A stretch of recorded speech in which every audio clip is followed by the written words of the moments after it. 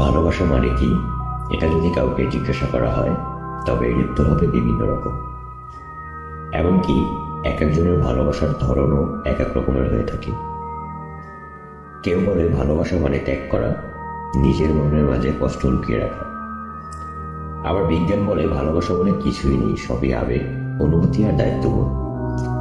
আমাদের আজকের এই গল্পটি সাজানো হয়েছে 10টি সাধারণ ভালোবাসার গল্পকে কেন্দ্র করে, যা আমাদের চারপাশে খেয়াল করলেই দেখা যায়। ইনি সাগর, একটি মধ্যবিত্ত পরিবারের সন্তান। বিশ্ববিদ্যালয়ে পড়াশোনা শেষ করে চাকরি না পেয়ে এখন টিউশনি খুঁজছে। এই, কালকে কি তোর কোনো কাম আছে? না ভাই, কোনো কাজ নেই। বলুন, কাজ আছে। একটা কাম ছিল মতিবাদ দোকানে, বুঝছো? কিন্তু পোস্টার আছে, আমার কিছু স্টোন লাগবে, তো তাহলে পোস্টার বানিয়েছিলাম। এটা কাম করবি, সকালে স্কুল শুরুর আগে সকাল সকাল তুই দেওয়ালে লাগাই দিবি, ঠিক আছে? পারবি না? ওকে ভাই, লাগাইতে পারবো, কিন্তু তো বুঝে নেই এটা ভোরবেলা কুয়াশার মধ্যে। দাঁড়া এক মিনিট, শোন, এটা রাখ, তুই খাইস, ঠিক আছে? ওকে ভাই, কোনো সমস্যা নেই, টেনশন নিয়েন না, ঘুমাই থাকেন আপনি। ওকে, ঠিক আছে, ভালো করে লাগাই দিস। আচ্ছা, গাম টাম যেন ঠিক মতন, ওকে ঠিক আছে, যেন না ছুটে যায়। ইনি সিয়াম আর মিমের সম্পর্কটা আগের মতোই চলছে, কোনো পরিবর্তন নেই। একটু এদিক ওদিক হলেই ঝগড়া আর ব্রেকআপ, আবার 2 দিন পরে সব ঠিকঠাক।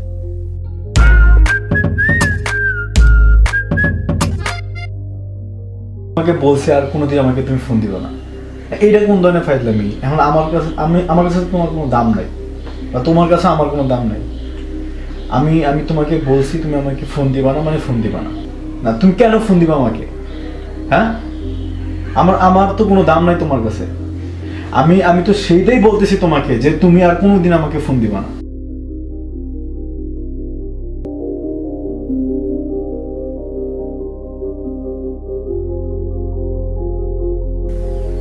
দূর, তোমার সাথে রিলেশন রাখা মানে আমার প্যারা, আর আমি লাইফে তো প্যারা খেতে চাই না। সো ব্রেকআপ মানে ব্রেকআপ, তোমার সাথে আর কোনদিন আমার কথা হবে না, আমাকে কোনদিন ফোন দিবা না, ব্রেকআপ তোমার সাথে।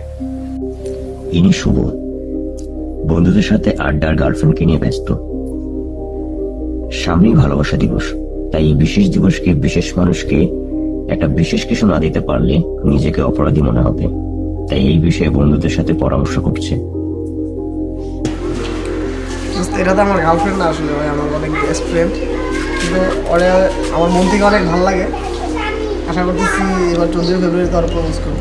সত্যি? আর তো সেই মেয়েটা এটা? হ্যাঁ, ওইটাই চাকরি কবি না দোষ বানাইছে, ভালো দোষ চালায় যা। আচ্ছা ইনশাআল্লাহ, ঠিক আছে। দোষ টাইম শট চলে যাবি? হ্যাঁ ঠিক আছে, দেখাবি। টাটা।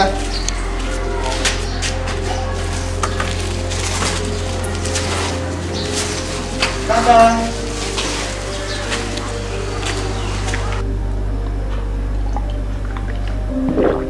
কালকে যা পড়া দেখছিলাম, পড়া শিখছিলাম ভাইয়া, ঘুমিয়ে গেছিলাম, মনে ছিল না। আচ্ছা, তুমি এমন কেন? তোমাদের ফিউচার নিয়ে কোনো টেনশন নেই তোমার? ভাইয়া, আমার বয়সের সময় আপনি কি করছিলেন? মানে? আমি তো মেয়েদের সাথে ফেসবুকে কথা বলি, আপনারা তো পিছন পিছন ঘুরতেন। আচ্ছা, আমরা যে ভুলটা করছিলাম ওটাকে তোমরাও করবা? এই যে এই সময়টা নষ্ট করতেছে না, এই সময়ের জন্য একদিন আফসোস করবা তোমরা। ফিউচার কিসনে দেখা। ভালোবাসা দিবসে ভালোবাসা মানুষটিকে কিছু একটা দিতে হবে, কিন্তু টাকা কোথায় পাবো? পকেট খরচ ছাড়া তো বাসা থেকে একটা টাকাও দেয় না।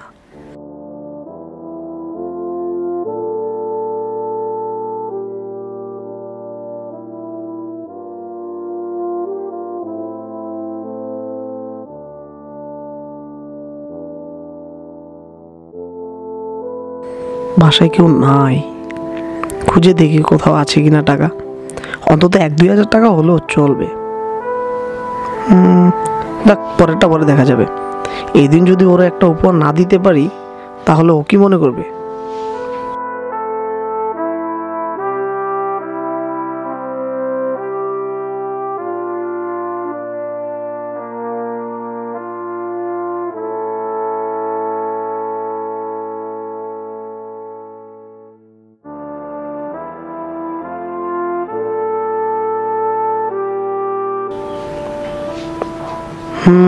চাবি পাইছি, এখানে মা টাকা রাখলেও রাখতে পারে। না, কাজটা ঠিক হবে না। থাক, জীবনে একবারই তো করবো।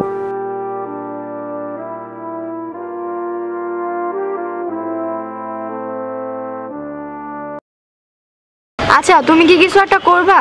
এভাবে আর কতদিন বলো? ব্যবসা একটা বা জব টব একটা কিছু নাও, তাহলে তো হয়। কি চাকরি? একটা চাকরি নিতে গেলে এখন 10-12 লাখ টাকার উপরে লাগে। আর আমি মধ্যবিত্ত ফ্যামিলির একটা ছেলে, আমাকে 10 টাকা দিলে হিসাব করে দেয়, আর ওই জায়গায় আমি চাকরি নিব, কিভাবে সম্ভব? সারা বছর রিলেশন করে এসব কথা মনে পড়ছে না? তোমার সাথে রিলেশন করাটাই আমার ভুল হয়েছে, বুঝছো? বাহ, এখন সব দোষ আমার। তোমাদের মেয়েদেরই একটা সমস্যা, বুঝছো? আগে কোনো কিছু চিন্তা ভাবনা না করে রিলেশন করবা, তারপরে সব দোষ দিয়ে দেবে ছেলেদের উপরে, যে তোমরা সব কিছু জানো না, কিছু বুঝো না। এটা তোমাদের সবচেয়ে বড় একটা সমস্যা। তাহলে তখন রিলেশনে জড়াই লাগেন যদি এরকম তুমি ভাবতা। এখন আসছো তুমি রিয়েলিটি নিয়ে কথা বলতে, তখন কোথায় ছিল তোমার এই রিয়েলিটি? হয়েছে বুঝছো, তোমার দিয়ে কিচ্ছুই হবে না, আর তুমি কিছু করতেও পারবে না, বুঝছো? আমার সবচেয়ে বড় ভুল হয়েছে যে তোমার সাথে রিলেশন করে। এই যে সাপোর্ট দেওয়ার বেলায় থাকো না, খালি কুফা দেওয়ার বেলায় আসো। এমনিতে আছে অনেক ঝামেলার মধ্যে, অনেক চিন্তার মধ্যে, তার মধ্যে দিলে তুমি খারাপ, মনটা খারাপ করে। ধুর, তোমার সাথে খাবে লাভ। আজকে মাসে 11 তারিখ, গত মাসের টিউশনি বেতনটা এখনো পেলাম না। উফ, কি যে করবো বুঝতেছি না। টাকাটা হাতে পেলে অনেক ভালো হতো। আরে এই 14 ফেব্রুয়ারি একটা প্যারা।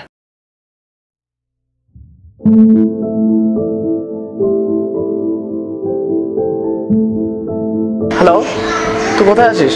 এই তো একটু বাইরে গেছিলাম, এখন বাসা যাচ্ছি। কেন, কোনো দরকার? তুই বাসায় থাক, আমি তোর বাসায় আসছি। হ্যাঁ, কেন, কি করবি? সেটা বাসায় এসে বলতেছি, তুই বাসায় থাক। ওকে, ঠিক আছে। হ্যালো হ্যালো, কে ফোন দিছে? আর বলো না, টপ ফ্রেন্ড কল করছিল। কি বলে? কিছু না, তেমন।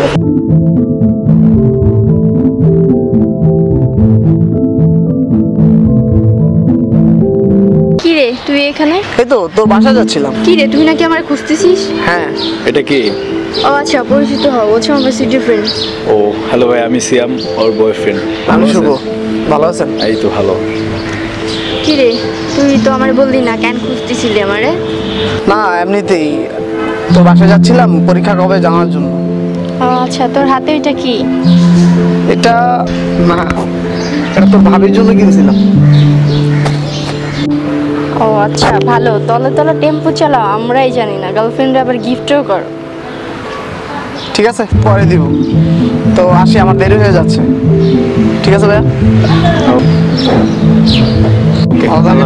দেখা হবে।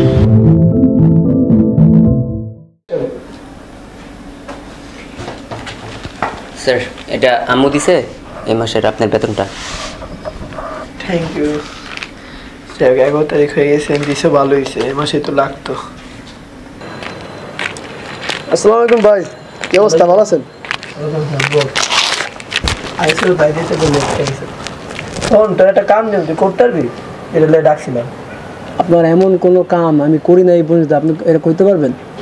দেখি পাম দিস না, ঠিক আছে? যাই হোক, পাম টাম দিস না, যেটা কই ওটা শোন। হ্যাঁ ভাই, কোন আমার কাছে একটা গিফট আছে, ওই গিফটটা সুন্দর করে এক জায়গায় পৌঁছাই দিই, ঠিক আছে?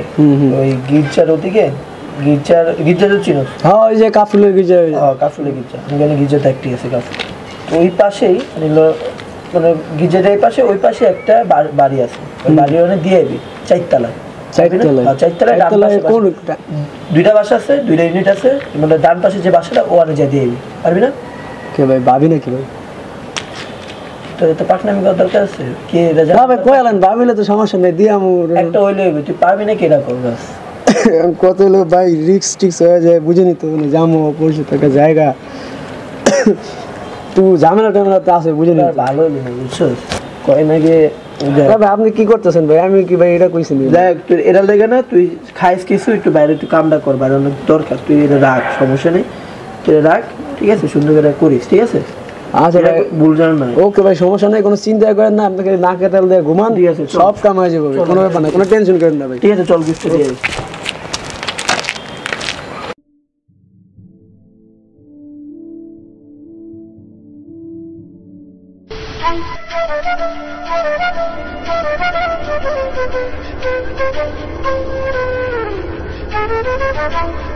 হ্যালো বাবা।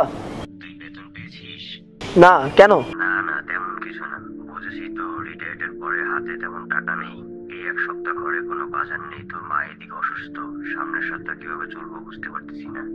4,000 টাকা পেলে খুব ভালো হতো বাবা। করো, ধার করে ম্যানেজ করো কোনো রকম, আমি পরে টাকা পাইলে দিয়ে দেবো না। কার কাছে চাইবো? তুই তো বড় হয়েছিস, বুঝিস না? তুই তো সবই বুঝিস। উফ, মাঝে শুরু না হইতে হইতে টাকা আর টাকা। আমরা কি টাকা ছাড়া কিছু বুঝো না?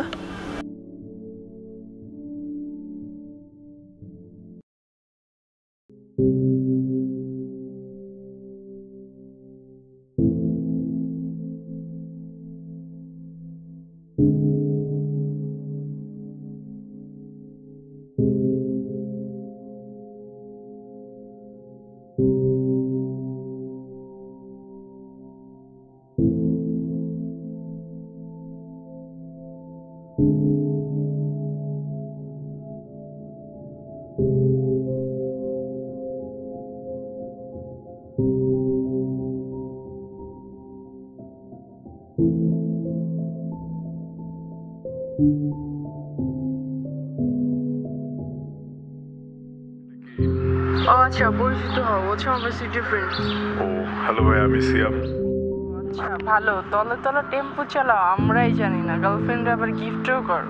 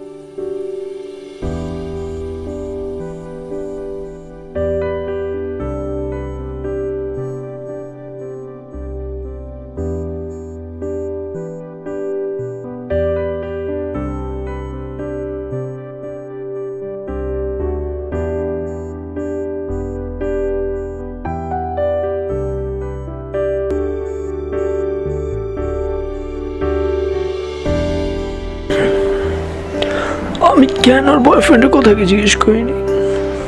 আগে যদি জিজ্ঞেস করতাম, আমারই ভুল।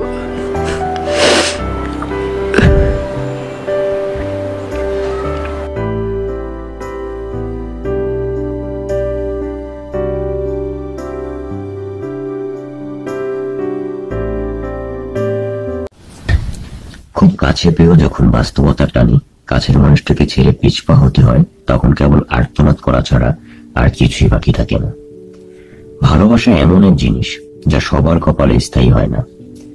কঠিন পরীক্ষার মাঝেও কখনো কখনো ভালোবাসাকে হার মানতে হয়।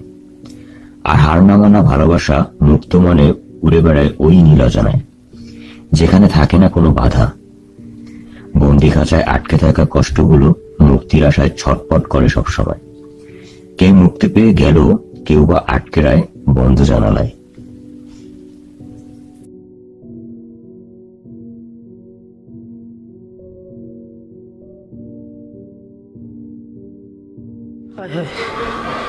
আমি এটা কি করতেছি? একটা মেয়ের জন্য আমি আমার লাইফটা নষ্ট করতেছি। আমার বাসায় আমার মা আছে, বাবা আছে, ছোট বোন আছে, আমি ফ্যামিলি একটা মাত্র ছেলে। সবাই আমার দিকে তাকিয়ে থাকে। যদি আমি কিছু না করতে পারি তাদের জন্য, একটা মেয়ের জন্য এমন কেন করতেছি আমি?